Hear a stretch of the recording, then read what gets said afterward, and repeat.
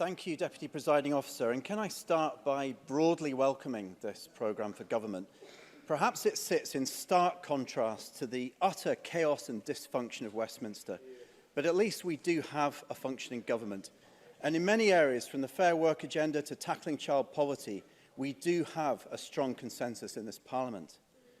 And even on the biggest question that divides us, independence, the work to update the prospectus on independence will give us all a starting point to analyse and debate the vision and the technicalities of how an independent Scotland would work.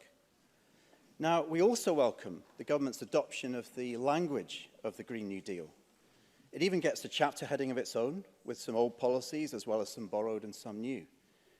We might not yet be on the same page, but we are getting into a better place in this Parliament to debate issues like the future of oil and gas, farming and transport.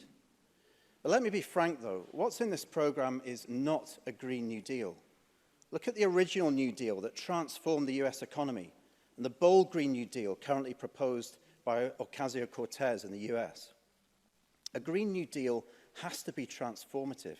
It has to wield the power of the public sector to not just fix markets, but to create an entirely new markets for goods and services. It has to use every lever available to deliver investment. It's not simply some exciting rhetoric to wrap around an existing policy agenda. A Scottish Green New Deal has to be the engine of a just transition, creating new, fairer livelihoods in our institutions, our businesses, our homes and on the land. We can no longer assume that sending policy signals from government will be enough to nudge the private sector. It will require direct intervention from the state.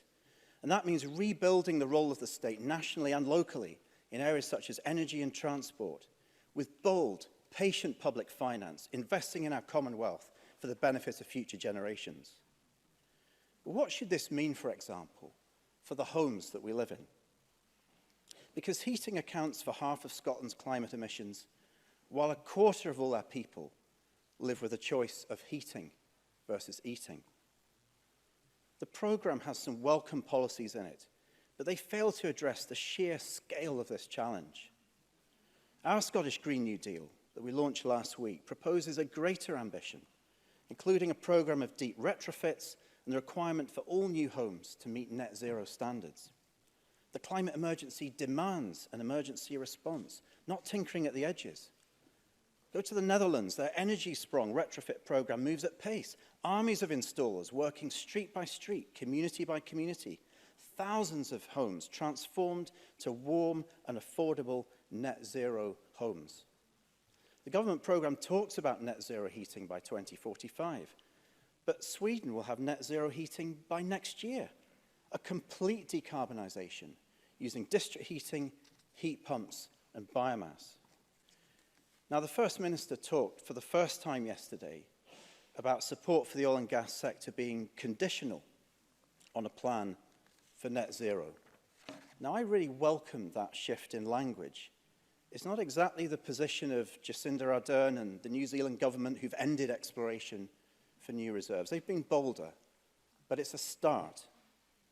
But what we see, though, is that the government's objective is shared by the industry today, and it remains maximum resource extraction. At the end of the day, that's a huge, costly gamble on the unproven technology of carbon capture and storage. Now, I recently met with operators of Mossmorran, our second largest greenhouse gas emitter in Scotland, and I learned that there's been no discussions between them and the Scottish Government about carbon capture and storage, and there are also no plans to invest in the technology either. We have 10 years left to tackle climate change. Business as usual is just not an option. We need to plan now for that transition away from oil and gas by reducing the demand and the supply side in tandem together. That's exactly what New Zealand are planning for. That's why a statutory Just Transition Commission is so important in the climate bill as well.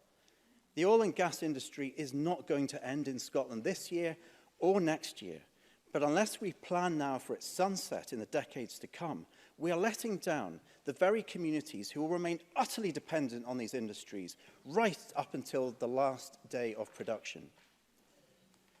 Our land is at the front line of both impact of climate change, but it is also uniquely placed to be part of the solution.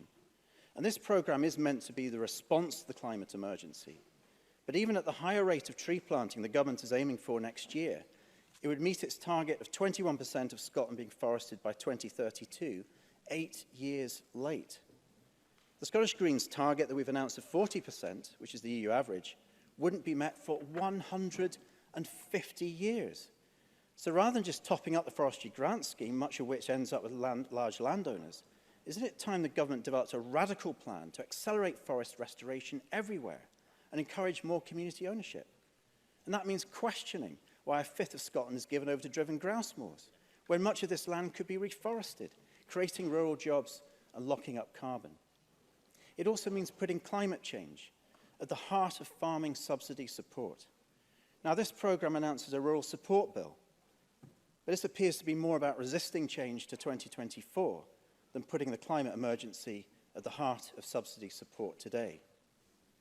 On transport, we welcome the 500 million for priority bus access investment, but this can't go hand in hand with city deals which are looking to expand road infrastructure.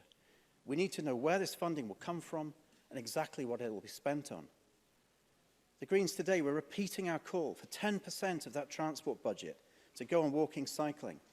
And just last week, an independent review advised the Scottish Government that that funding should double again.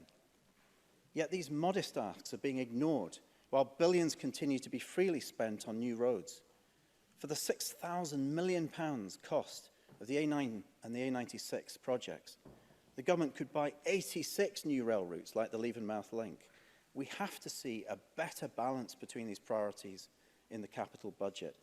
Presiding Officer, Scotland can and must lead the way, transforming our economy through a Scottish Green New Deal so that it works for people and the planet. But if that's to happen, then we'll need to see a much bolder, a much more courageous Scottish Government and Parliament over the coming year.